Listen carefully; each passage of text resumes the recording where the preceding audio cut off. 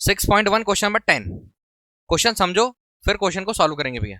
Question number 10 book देना है।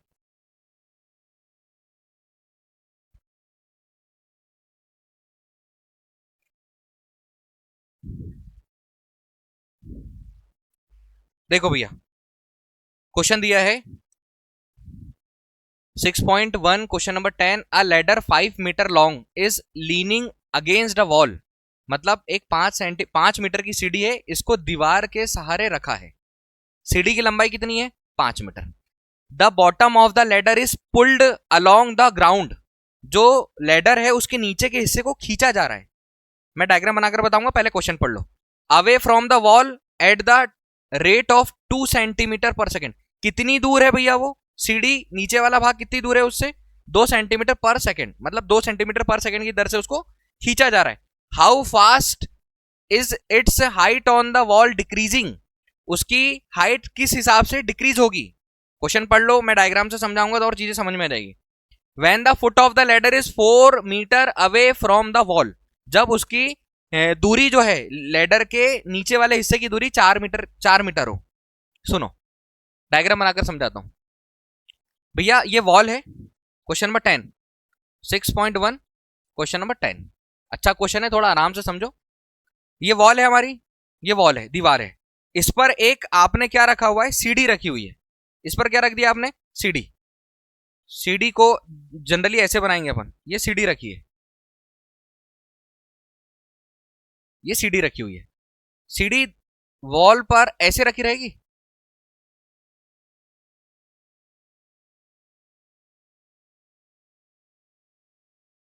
ऐसे रखी रहेगी? दीवार पर ऐसी रखी रहेगी सीढ़ी? वो हमारी वॉल है। चलो एक काम करते हैं, एक वॉल और बना देते। ये वॉल बना दी। अब इसको बड़ा करना पड़ेगा।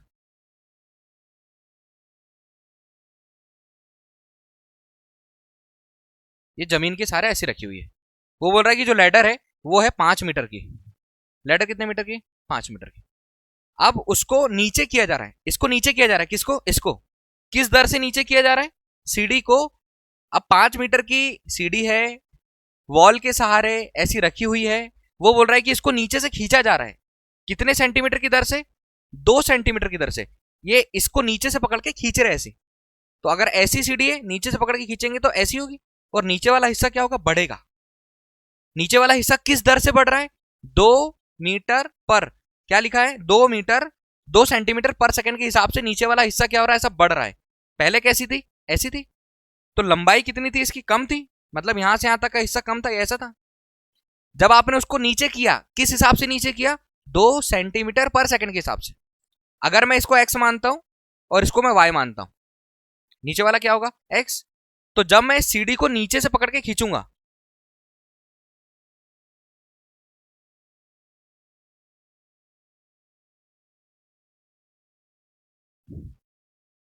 जब अपन सीढ़ी को क्या करेंगे? नीचे से पकड़ के ऐसे खींचेंगे।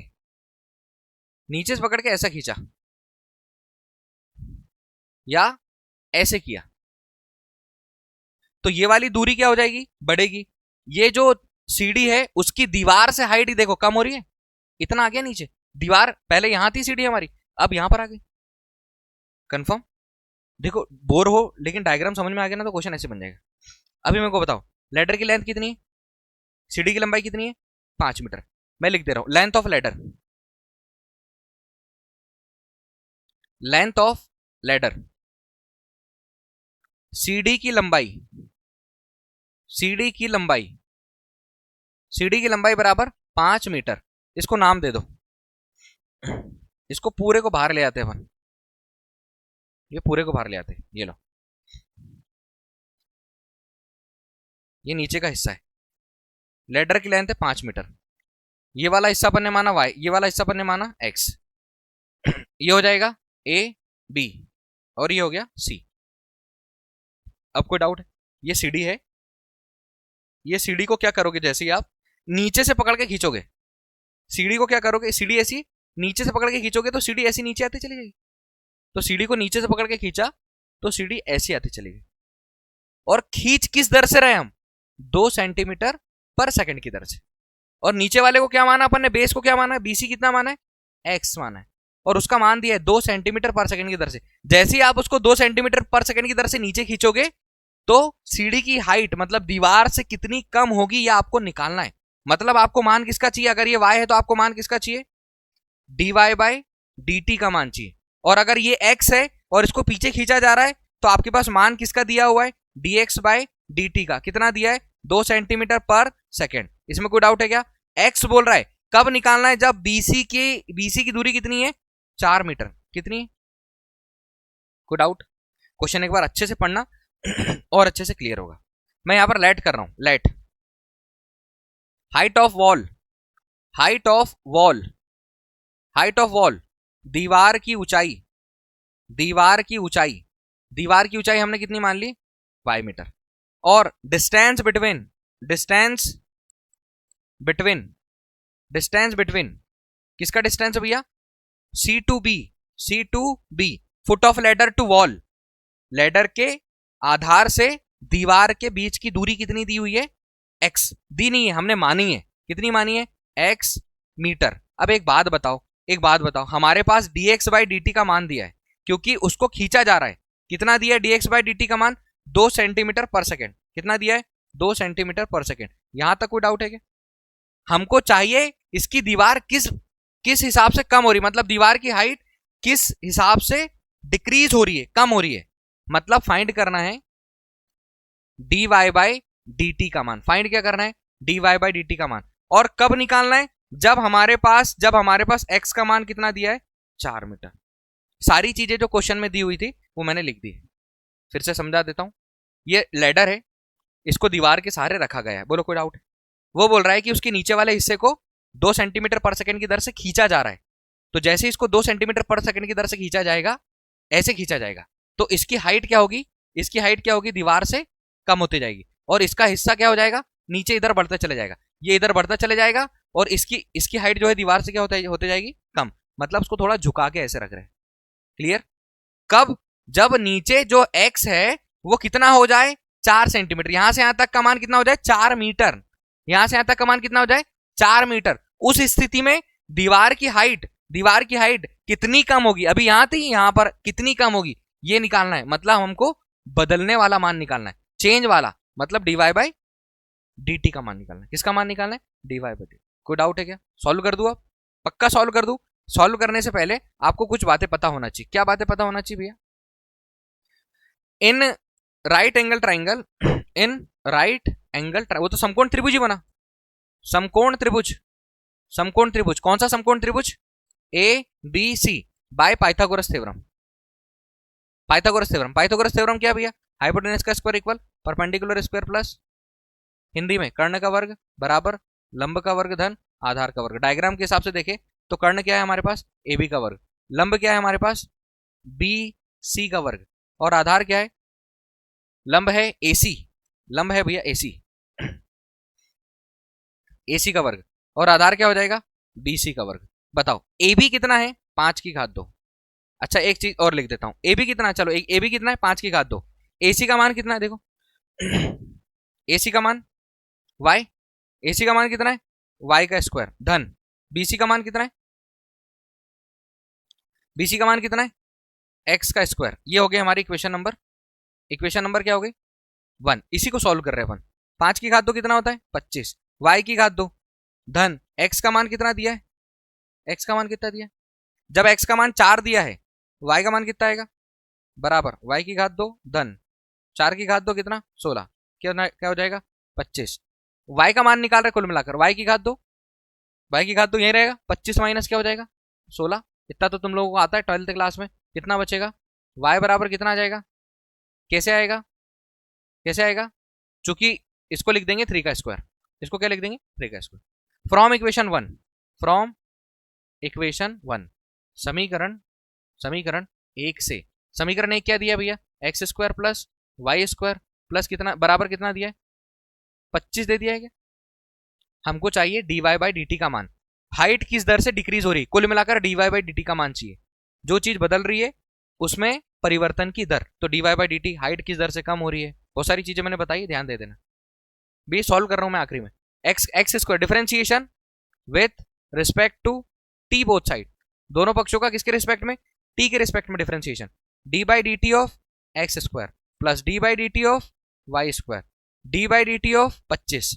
बताओ d by D T of x square क्या आएगा, 2x और dx by, good out, differentiation तो ऐसे ही होगा ना, डिफरेंशिएशन कर चुके चैप्टर 5 में, 2x dx by dt plus इसका differentiation 2y dy by dt equal कितना आ जाएगा, D by D T of 25 zero होता है, D by D T of 25 कितना होगा, जीरो। लो भाई दोनों में से कॉमन निकाला 2, क्या बचा, x dx by dt plus y dy by dt, दोनों में से 2 कॉमन निकाल कर इधर भेज दिया तो इधर क्या हो गया वो। अब मैथ है 12th क्लास में, इतना तो समझ में आना चाहिए कैसे किया मैंने, स्टेप्स कम कर दी। सबका मान है तुम्हारे पास, सबका मान है मतलब x का मान कितना है बताओ, x का मान कितना है, x का मान है 4, तो यहां पर मैं लिख दे रहा हूं 4। dx बाई dt का मान कितना है आपके पास, 2। अब dx बाई dt का मान 2 है और वो बोल रहा है कि 2 सेंटीमीटर पर सेकेंड की दर से बढ़ रही है मतलब दूर जा रही है। कौन दूर जा रही है, ये सीढ़ी, जैसे ही आपने इसको खींचा तो ये कितने सेंटीमीटर, 2 सेंटीमीटर पर सेकेंड की दर से पीछे जा रही है, ऐसी पीछे जा रही है। और ये जो हाइट है वो हाइट क्या हो रही है भैया, कम हो रही है, दीवार से हाइट कम हो रही है। तो हाइट किस दर से कम हो रही है, हाइट का कम होना क्या कहलाएगा, dy बाई, और इसकी ये पीछे जा रही है। चलो यहां तक कोई डाउट नहीं। प्लस y का मान कितना सर, y का मान कितना निकाला अपन ने, 3। हमको किसका मान चाहिए, dy बाई dt इक्वल कितना आ गया, बस इक्वल कितना आ गया, 0 सॉल्व कर लेंगे, 4 दूनी कितना, plus 3 dy by dt equal कितना, 3 dy बाई dt यहीं रहने देंगे क्या, प्लस 8 इधर जाएगा तो -8, dy बाई dt कितना आ गया, -8/3। अब मैं यहाँ पर सेंटीमीटर पर सेकंड लिखूंगा क्योंकि जो दर थी वो हमको सेंटीमीटर पर सेकंड में दी हुई है। कितना आ गया, -8/3 सेंटीमीटर पर सेकंड की दर से दीवार, ये जो सीढ़ी है ना, वो जो दीवार से टिकी हुई है उसकी दर क्या हो रही है, कम होते जा रही है। जब आप इसको पीछे खींच रहे हो, कब खींच रहे हो, जब x का मान कितना दिया हो, 4 सेंटीमीटर, और लेडर की लेंथ कितनी है, 5 सेंटीमीटर। अब मैं क्वेश्चन समझा सकता हूँ, एक लेडर की लेंथ 5 सेंटीमीटर, उसको दीवार के सहारे लटकाया गया है ऐसा, वो बोल रहा है कि उसके नीचे का हिस्सा 2 सेंटीमीटर पर सेकंड की दर से खींच रहे हो आप, मतलब परिवर्तन हो रहा है, क्योंकि यहां से यहां तक को हमने क्या माना है, x माना है, तो उसमें रेट ऑफ चेंज होगा, मतलब कितना आ जाएगा, 2 सेंटीमीटर पर सेकंड। तो बोल रहा है कि किस दर से दीवार की हाइट कम हो रही है, दीवार की हाइट सीढ़ी दीवार से किस दर से नीचे आ रही है। हमने इसको पूरे को क्या माना था, दीवार की हाइट को y माना था। अब लेडर क्या हो रही है, दीवार की हाइट से थोड़ा कम होते जा रही है, तो हमको किसका मान चाहिए, dy बाई dt का मान। पाइथागोरस थ्योरम लगाकर हमने कर्ण लंब आधार तीनों निकाले, और पाइथागोरस थ्योरम जो बना था उसका हमने क्या कर दिया, उसका हमने डिफरेंशिएशन कर दिया पाइथागोरस थ्योरम का यहाँ से, और हमको उसमें मान किसका चाहिए था, dy बाई dt का। थोड़ा आगे तक सॉल्व किया, xy का मान रखा, dy बाई dt का मान आया। समझ आया, थोड़ा सा कंफ्यूजन था क्वेश्चन पढ़ने के हिसाब से, बाकी सॉल्यूशन कुछ नहीं।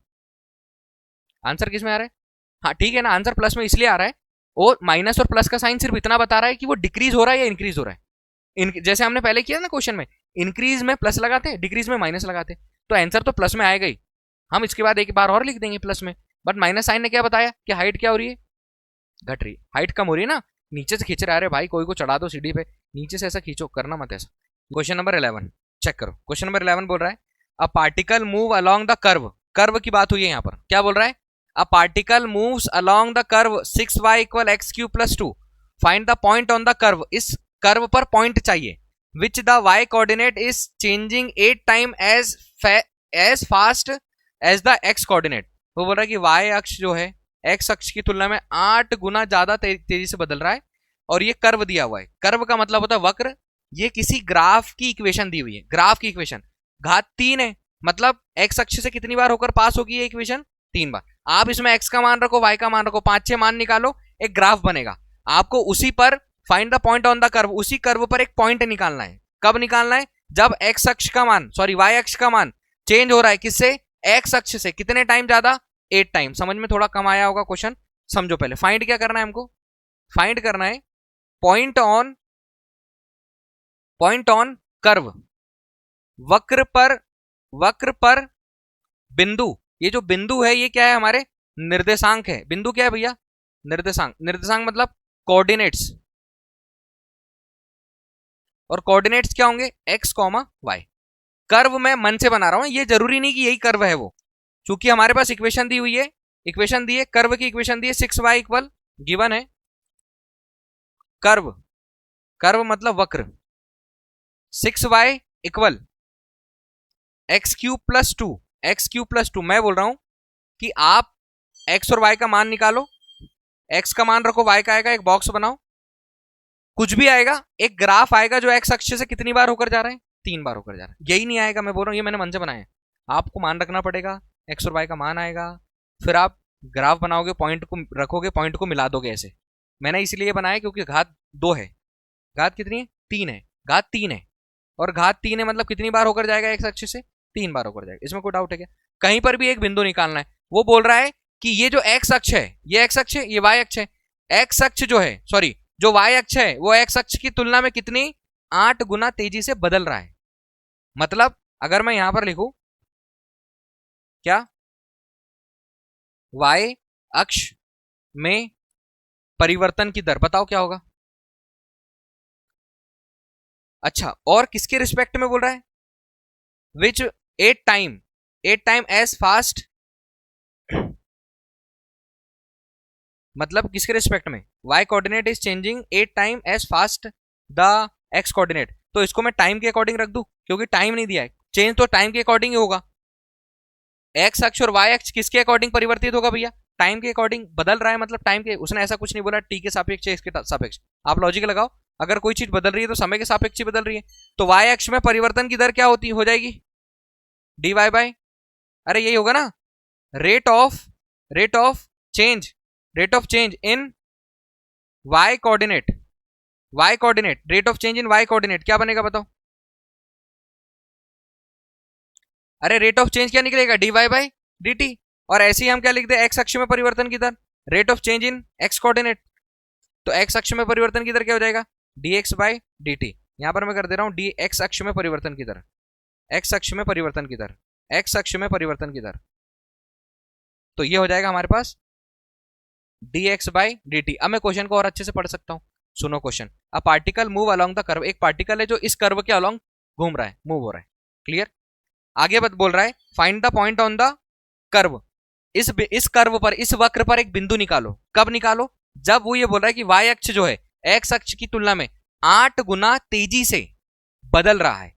गिवन क्या है? या अकॉर्डिंग टू क्वेश्चन, प्रश्न से वो बोल रहा है कि y अक्ष जो है dy बाई dt, वो क्या कर रहा है? x अक्ष से dx बाई dt से कितने तेजी से बदल रहा है? 8 गुना तेजी से बदल रहा है। y अक्ष का कोऑर्डिनेट x अक्ष के कोऑर्डिनेट से कितने गुना तेजी से बदल रहा है? 8 गुना तेजी से बदल रहा है, क्लियर। अब जो तुम्हारे पास एक कर्व दिया है ना, इससे कंफ्यूज मत होना।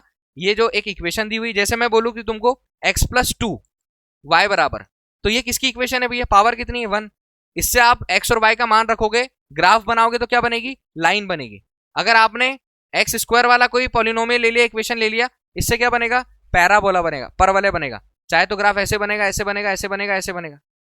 बट घात 3 है तो एक्स अक्ष को कितनी बार काटते हुए जाएगा? 3 बार। ऐसा हमने कहां पढ़ा?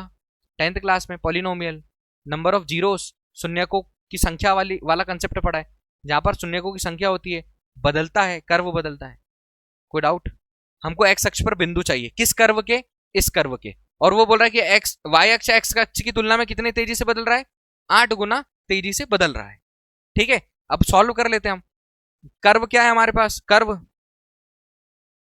वक्र दिया है हमारे पास, वक्र दिया है भैया 6y equal x cube plus 2, differentiation with respect to t both side. दोनों पक्षों का क्या कर दो आप? डिफरेंशिएशन कर दो, दोनों पक्षों का डिफरेंशिएशन।